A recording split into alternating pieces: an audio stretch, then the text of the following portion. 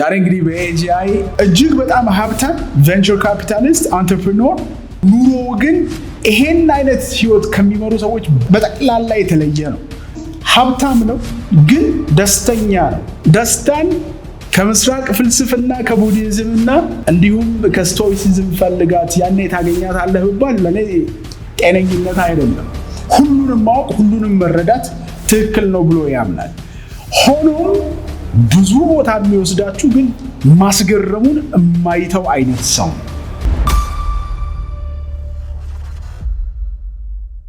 ሰላም ጤና ይስጥልኝ። አብርሃም አስራት ነኝ። ይህ ኤጂአይ ነው። ዛሬ እንግዲህ በኤጂአይ መጽሐፍ ነው የማቀርበው። ይህ መጽሐፍ እጅግ ስለሚያስደንቀኝ አንድ ሰው ታሪክ ወይ ደግሞ የሄደባቸው ጉዞዎች፣ የእሱ ኢንተርቪዎች፣ የፖድካስት ቆይታዎቹ፣ የትዊተር ጠረቅሞቹ በጠቅላላ መጽሐፍ ሆኖ የወጡለት ሰው ነው።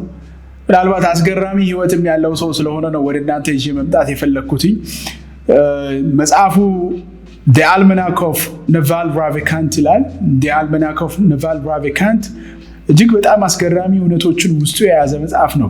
በዋነኝነት መጽሐፉን ይዤ ለመምጣት የወደድኩበት ወይም ከእናንተ ጋር ለመካፈል የወደድኩበት ምክንያት ናቫል ራቪካንት እጅግ በጣም ሀብታም ቬንቸር ካፒታሊስት አንትረፕረነር፣ ምናልባት አሜሪካ የስታርታፕ ኤሪያ ላይ ወይ ደግሞ አንትረፕረነርሺፕ ላይ የሚሞገሱ የሚወደሱ የሚከበሩ ከሚባሉት ውስጥ አንዱ የሆነ ሰው ነው።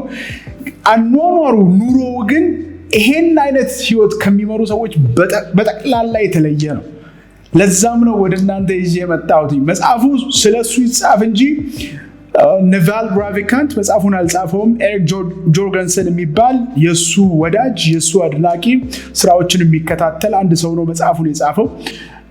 መጽሐፉ ውስጥ የተቀመጡ እውነቶች ከፍ ያሉ እውነቶች ናቸው። ከፍ ያሉ እውነቶች ለምሳሌ ከደስተኝነት ጋራ፣ ከዌልዝ፣ ከሀብት፣ ከመንቃት ጋራ፣ መኖር ከመቻል ጋራ የሚያያዙ ሀሳቦች ስለተነሱ እጅግ በጣም ደስ ብሎኝ ውስጡን ወደጄ አንብቤው ወደ እናንተ ማምጣትና ከእናንተ ጋር ማካፈል የፈለግኩት መጽሐፍ ነው። ስለ ናቫል ራቪካንት ለምንስ ሰውየው መደነቅ እንዳስፈለገው እኔ ለምን እንደምወደው መጀመሪያ አንዳንድ ነገሮችን ልበል። ናቫል ራቪካንት የአሜሪካ ኔቲቭ አይደለም። አሜሪካ ውስጥ የተወለደ ሰው አይደለም።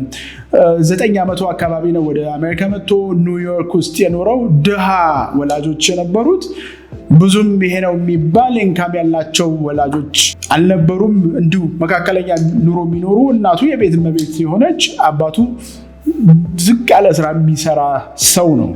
ከህንድ መጥቶ አሜሪካ ኖሮ አሜሪካ ውስጥ ቆንጆ ኑሮ መምራት የጀመረው ካደገ በኋላ ነው። ነፍሱን ካወቀ ከተማረ ምን ካለ በኋላ ነው። ይህ ሰውዬ የሚያነሳቸው ነገሮች ለምሳሌ ደስተኝነት፣ ቨርቹ፣ ምክንያታዊነት፣ ዛሬን መኖር መቻል፣ ሀብት በተለያየ መንገድ የሚቃኙ ወይም ደግሞ እሱ በተለየ መንገድ ድፋን የሚያደርጋቸው ጉዳዮች ናቸው። መጀመሪያ ላይ መግቢያ ላይ እንዳልኳችሁ ሀብታም ነው ግን ደስተኛ ነው። ደስተኝነቱን በተለያየ መንገድ ለሰዎች በፖድካስቶቹ ሲያረጋግጥ ኖሯል።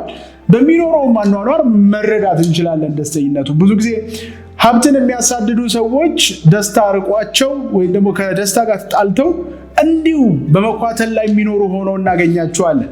ጀጅመንት አይደለም። ደስተኛ የሆኑ ግን ሀብታም የሆኑ ሰዎች ሊኖሩ ይችላሉ። በዛ ሌቭል ከፍ ባለው ደረጃ ደግሞ ሀብት ያላቸው ሰዎች ሌላ ሀብት መጨመር ላይ ነው ፎከስ የሚያደርጉት። ይህ ሰው እርግጥ ያለ ዝም ያለ ብዙ ጊዜ በየቦታው ነገሮችን ሲሰራ ሲናገር ከሰዎች ጋር ኢንተራክት ሲያደርግ ምናምን የሚታይ ሰው አይደለም። ግን ሀብታምም ነው፣ አት ዘ ሴም ታይም ደስተኛ ነው። ማለስማማባቸው መጽሐፉም ላይ የተጠቀሱ ነገሮች ጉዳዮች አሉ። ሰውየው እንደ ዋና ነገር የህይወቱ ቁልፍ ነገር ብሎ ያነሳቸው ለሌሎችም የሚመክራቸው ጉዳዮች አሉ።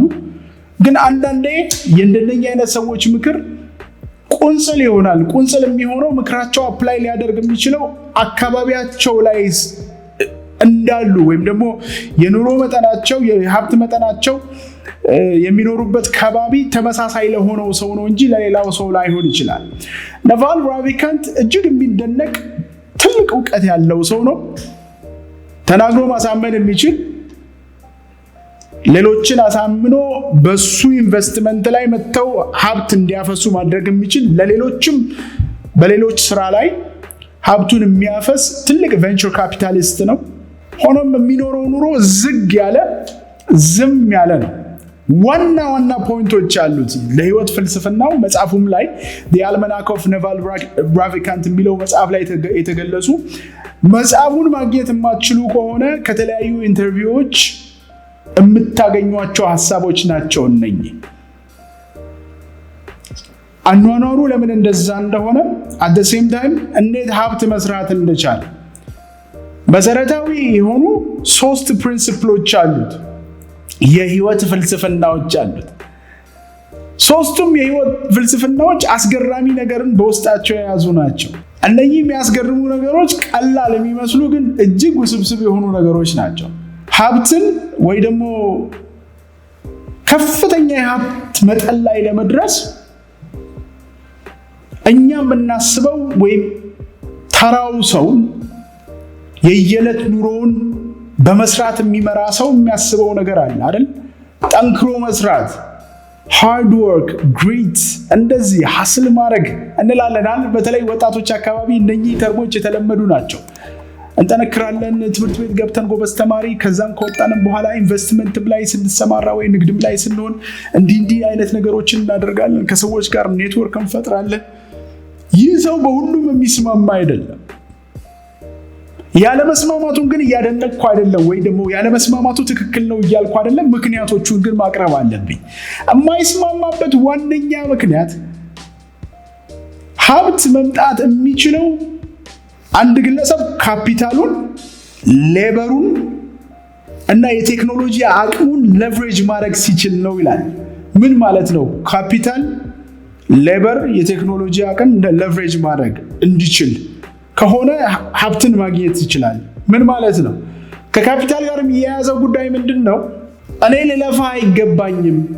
ገንዘቤን የሆነ ቦታ ላይ ኢንቨስት ካደረግኩት ያ ኢንቨስት ያደረግኩት ገንዘብ ስለሚሰራ ራሱ ሀብት መሆን ወይ ሀብት ማምጣት ይችላል።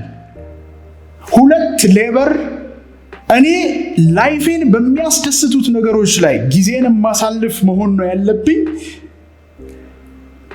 ገንዘብ ካለኝ በገንዘቤ ሌበር ገዝቼ ሌሎችን የሚችሉትን ቀጥሬ በነሱ ጉልበት እኔ ገንዘብን ማግኘት አለብኝ። 3ኛው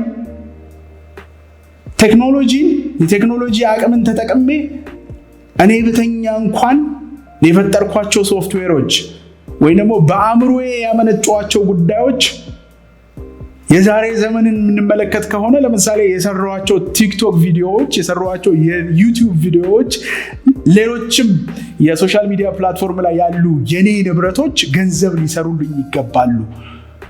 ስለዚህ እኔ ማድረግ የምችለው መኖር ብቻ ነው የሚል መከራከሪያ ወይም ደግሞ የሚል ፍልስፍና በህይወቱ ሙሉ ያለው ሰው ነው። ከመጀመሪያ ጀምሮ ይህ ሰው እነኚህን ሐሳቦች ሲያቀርብ አንዳንዴ የሚያናድድ የሚመስልም ጉዳይ ሊሆን ይችላል ብዬ ያልኩት ወይ ደግሞ የማይመስል ጉዳይ ሊመስል ይችላል ብዬ ያልኩት ለምንድን ነው? የኛ ነባራዊ ሁኔታ እኛ የምንኖርበት አውድ እሱ ተወልዶ እስከ 9 ዓመቱ ያደገበትም አገር አውድ ቢሆን የህንድም አውድ ቢሆን ይሄን የሚፈቅድ ላይሆን ይችላል ነው ብዬ አላስብም። መጀመሪያ እነኚህን ነገሮች አቺቭ ለማድረግ አንድ ሰው ትምህርት ቤት መሄድ መማር አለበት፣ ኔትወርክ መስራት አለበት፣ ኔትወርክ ሊኖረው ይገባል። ሌበር እንዲቀጥር ገንዘብ ሊኖረው፣ ቢዝነስ ሊኖረው ይገባል። እነኛ ቢዝነሶች ናቸው ሌበር ሊያመጡለት የሚችሉት። ከቴክኖሎጂ ጋር የተያያዙ ስራዎችን ሰርቶ እነኛ በቴክኖሎጂ ውጤታማነቱ የሚመጡለት የሀብት አይነቶች፣ የፈጠራ አይነቶች መጀመሪያ እሱ ላይ ኢንቨስት እንዲደረግበት ግድ ይላል። እንደነኛ አይነት ሁኔታዎች የተሟሉለት አንድ አፍሪካዊ ወይ ደግሞ አንድ ኢትዮጵያዊ በዛ ሁኔታ ውስጥ ይገኛል ወይስ ጭራሹን እናገኛለን ወይ? እጅግ የሚያስደስት ነገር ነው። ሰውየው ኑሮን እየመራበት ነው። ድሃ ነበር፣ ሀብታም ነው። አሁን ብዙ አይሰራም፣ በጭንቅላቱ ነው የሚኖረው። አስደናቂ መድረኮች ላይ ቀርቦ አስደናቂ ንግግሮችን የሚናገር ሰው ነው። ግን ያነሳቸው ፖይንቶች ነጥቦች ናቸው። ሌላው ከደስተኝነት ጋር የሚያነሳው ሐሳብ ነው። ለአንዳንዶቻችን የሚዋጥ የማይመስል ግን አንዳንዴም ውሃ የሚያነሳና እጅግ ጠንካራ ብለን ልናስበው የምንችለውን ሐሳብ የሚያነሳው ይህ ሰው ደስተኝነት ከውጪ አይገኝም። ደስተኝነትን እኛ ነን የምንፈጥረው። እንደውም መጽሐፉ አንድ ቦታ ላይ ምን ይላል? ዕውቀት የሞላልህ የምታገናዝብ ስማርት የሆንክ ሰው ሆነ ደስታን ማምጣት የማትችል ከሆነ ያንተ ስማርት መሆን ወይ ደግሞ አንተ ዕውቀት በዛ ላይ ብለህ መያዝህ ለምን ይጠቅምሃል ብሎ ይላል። ምናልባት ዕውቀት የማግኘት ጉዳይና ደስታን እኛ በፍጹም ከዛ ጋር ልናገናኘው የምንችለው አይደለም። ደስታን የምንፈልግባቸው ሌሎች መንገዶች አሉ። ደስታን ብዙ ጊዜ የምንፈልገው ውጫዊ ከሆኑ፣ ለምሳሌ አንድ ሰራተኛ በስራው ላይ ስኬት ሲያገኝ፣ ፕሮሞሽን ሲያገኝ፣ እድገት ሲያገኝ፣ ገንዘብ ሲበረክትለት፣ በሌሎች አድናቆት ሲበረክትለት ምንም እንኳን ለሆነች ጊዜ የምትቆይም ብትሆን ደስታ ትኖረዋለች። መፈለጉን ግን አያቆምም፣ መሯሯጡን አያቆምም። ነገን ሌላ ደስታ ይፈልግባታል፣ ወደ ሌላ ደስታ ይሯሯጣል። ናቫል ራቪካንት ግን ይህ ቬንቸር ካፒታሊስት፣ ይህ ተጽዕኖ ፈጣሪ ግለሰብ አይ ደስታ ውስጥ ነው ያለው፣ ከውጪ ነገሮች አትጠብቀው፣ ይሄ እንዲሳካልኝ የተከተልኳቸው ነገሮች ብሎ የሚላቸው ጉዳዮች አሉ። ለብዙዎቻችን በዛ መንገድ ሄዶ እንደነኛ አይነት የደስታ ትሩፋቶችን ማግኘት ይቻላል ወይ? ማንጠብቀው ሊሆን ይችላል። የምስራቁን ፍልስፍና የሚከተል ነው፣ በተለይ ቡዲዝምን። ከቡዲዝም ውስጥ ዝም ማለት ሜዲቴሽንን ወይ ከዛ ጋር የተያያዙ ነገሮች ወደ ደስታ ይመራሉ ብሎ ያስባል። ከዛም ባሻገር የስቶይሲዝም ወይ የስቶይክ ፍልስፍናን የሚከተል ሰው ነው። የስቶይክ ፍልስፍና አሁን ባለ ተጨባጭ በሆነ ነገር ላይ ብቻ ኑር፣ የነገ ዲዛየር፣ የነገ ፍላጎት፣ ነገ የምታልመው ነገር ያንተ አይደለም ብሎ ነው የሚያስበው፣ ወይም ደግሞ መጽሐፉ ላይ የሚመክረው። መጽሐፉ ከተለያዩ ኢንተርቪዎች ከተለያዩ የትዊተር ምልልሶቹ የተወሰደ ስለሆነ የሁሉም የራሱ ሐሳብ ነው። ኤሪክ ጆርገንሰን የጨመረው አንድም ነገር የለም። ስለዚህ እንደ አንድ ኢትዮጵያዊ እኔን ደስታን አንድ ከውስጥህ ብቻ ፈልጋት፣ ሁለት ደግሞ ከምስራቅ ፍልስፍና ከቡዲዝምና እንዲሁም ከስቶይሲዝም ፈልጋት፣ ያኔ ታገኛታለህ ብባል ለኔ ጤነኝነት አይደለም። ምናልባት አንዳንዶቻችሁ ላትስማሙ ትችላላችሁ። ይህ ሰው ግን አሳክቶታል። ምናልባት ሌሎች ሚስጥሮች ይኖሩት ይሆን አላቅም። እናንተ መጽሐፉን ፈልጉና በኦዲዮ ቨርዥኑም በፊዚካል ቨርዥኑም ልታነቡት ወይ ልትሰሙት የምትችሉት ይሆናል። እጅግ ቆንጆ በሆነ መንገድ የተተረከ ነው፣ ናሬት የተደረገ ነው። የኦዲዮ ቨርዥኑ ብዙ የተንዛዛ ነገር የለውም። ፊዚካል ቨርዥኑ ጠንከር ያሉ የእሱ ሀሳቦች በዚህ መልክ የተቀመጡለት ነው። መጀመሪያ ላይ ወደ አነሳሁት ሀሳብ ልምጣ። ናቫል ራቪካንት እጅግ ሀብታም አት ዘ ሴም ታይም ደስተኛ ሰው። ያንን ማሳካት የቻሉ ሰዎች አሉ ወይ? በሱ መጠን ያሉ ሰዎች። ከዛም ባሻገር ደስታን ከውስጥ ፈልገው ማግኘት የቻሉ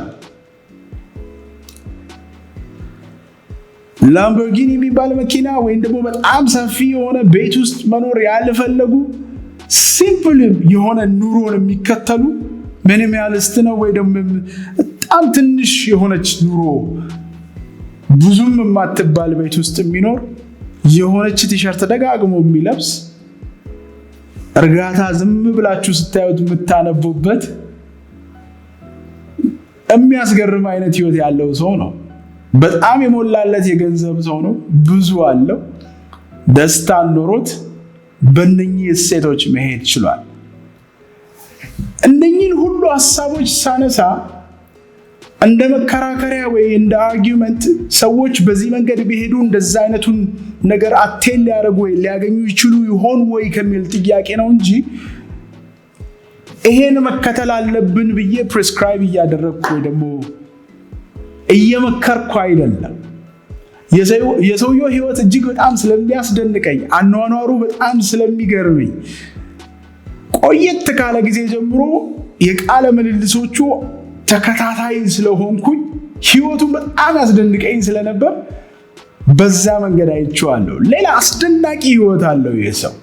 ምናልባት ታይታን የሚፈልግ ወይ ደግሞ ወጣ ብሎ ለሰዎች ላስተምርና እውቅና ላገኝ የሚል አይነት ሰው ቢሆን ይህ ሰው ልክ የኢስተርን ፊሎሶፊ ጉሩስ እንደምንላቸው ትልልቅ ተከታይ እንዳላቸው ሰዎች እንዳንዱ መሆን የሚችል አይነት ሰው ነው ብዬ ነው የማስበው። ሌላው ለየት ያለው ጉዳይ ስለ ናቫል ራቪካንት እዚህ መጽሐፍ ላይ የተጠቀሰው ጉዳይ እውቀት እንዴት ነው መገኘት ያለበት? እውቀት ምንድነው? ማወቅ ማለትስ ምንድነው? ልክ እኛ በመደበኛው መንገድ እንደምናስበው በተለይ በእኛ አውድ ውስጥ እንደ ኢትዮጵያዊ አንድ ሰው የሆነን መንገድ ከጀመረ፣ ለምሳሌ የታሪክ ሰው ከሆነ ታሪክን የሚያነብ፣ ታሪክ ላይ የሚፈላሰፍ፣ ታሪክን የሚያወጣ የሚያወርድ፣ ስለ ታሪክ የሚናገር፣ ታሪክ አካባቢ አንቱ ተብሎ ጥያቄ ሊጠየቅ የሚፈልግ ወይም የሚጠየቅ የሆነ ሰው በዛ መስመር የሚሄድ ነው ብዙሃን። በሕክምናም ከሆነ እንደዛው። ናቫል ራቪካንት የአሜሪካ ትልልቅ ዩኒቨርሲቲዎች ውስጥ ገብቶ ኢኮኖሚክስንና ኮምፒውተር ሳይንስን ነው የተማረው። እጅግ ብዙ ጊዜውን የሚያጠፋው ፍልስፍና፣ የታሪክ፣ የምህንድስና፣ የጤና ጉዳዮችን በማንበብ ነው። አንድ በሆነ መንገድ ሄደን ስኬታማ መሆን ቢያስፈልግ ኖሮማ ዓለም ይህንን ሁሉ ነገር አትሰጠንም ብሎ የሚያስብ ወይም የሚከራከር አይነት ሰው ነው። ዓለማችን ላይ የተፈጠሩ ነገሮች በሙሉ እኛ እንድናቃቸው፣ እኛ እንድንጠቀምባቸው፣ በእነሱ እንድንበለጽግ የተፈጠሩ ነገሮች ናቸውና ሁሉንም ማወቅ፣ ሁሉንም መረዳት ትክክል ነው ብሎ ያምናል። ሆኖም ስፔሲፊክ የሆነን እውቀት ወይም ደግሞ ስኪል በፓሽን ወዶ በፍቅር ወዶ በዛ መኖሪያን መመስረት ትክክል ነው ብሎ ያምናል። ጉራማይሌ የማይገጥሙ ነገሮች ናቸው አይደለም የሚመስሉት። ይሄ ሰውዬ ዛሬ ስለ ሂሳብ የተጻፉ ሂሳባዊ ፍልስፍናዎችን የሚያነብ ሰው ሆኖ ታገኙታላችሁ። በማግስቱ ስለ ኬሚስትሪ ወይ ደግሞ ስለ አልጀብራ ወይ ደግሞ ታሪክ የሚያነብ መጽሐፍ ነው። ግን አይ ግለሰቦች አንዱን ነገር አውቀው ፓሽናቸውን እዛ ውስጥ ፈልገው በዛ ህይወታቸውን ይምሩ፣ ሲኖሩ ግን ሁሉም ስለሚገባቸው ስለ ሁሉም ነገር ይዳሱ ይነካኩ ብሎ የሚመክር ሰው ነው። ናቫል ራቪካንትን በመጀመሪያ የተዋወቅኩት ከጆሮገን ጋር የጆሮገን ኤክስፒሪየንስ ላይ እዚህ ከታች በምተውላችሁ አንድ ቪዲዮ አንድ ፖድካስት ላይ ኢንተርቪው ሲሰጥ ወይ ደግሞ ቃለ መጠይቅ ሲያደርግ ነው። ከሰውየው እርጋታ አስገራሚ ነገሮችን ተምሬያለሁ። መጀመሪያ እርግጥ ያለ ዝም ያለ ሰው ነው። ከአፉ ከጭንቅላቱ ታምር ነው የሚወጣው። አስደናቂ ነገሮችን ይናገራል። የተለመደ አይነት ወይ በሚዲያ ጠብቃችሁ በዚህ ኤሪያ ላይ የሆነን እውቀት አገኝበታለሁ ስለሆነ ነገር ያሳውቀኛል ብላችሁ ገብታችሁ ብዙ ቦታ የሚወስዳችሁ ግን ማስገረሙን የማይተው አይነት ሰው ነው። እስከዛሬም ድረስ እከተለዋለሁ። ጠቃሚ ሐሳቦች፣ ጠቃሚ ጉዳዮች አሉት። በተለይ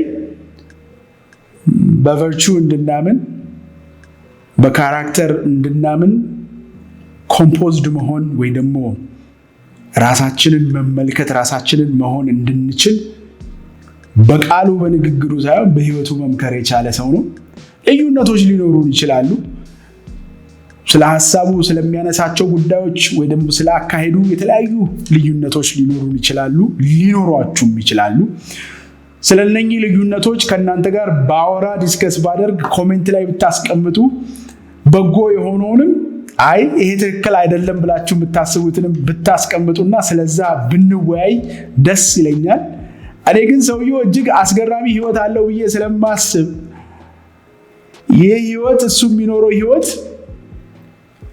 አንድ ኢትዮጵያዊ ማንነት ላይ ህይወትም ላይ በጎ የሆነ ነገር ማምጣት ይችላል። አትሊስት አንድ መስመር ብቻ አይደለም ትክክለኛው መስመር ብለን እንድናስብ ሊያስገድደን ይችላል ብዬ ስላሰብኩኝ ነው ወደ እናንተ ይዤ የመጣሁት።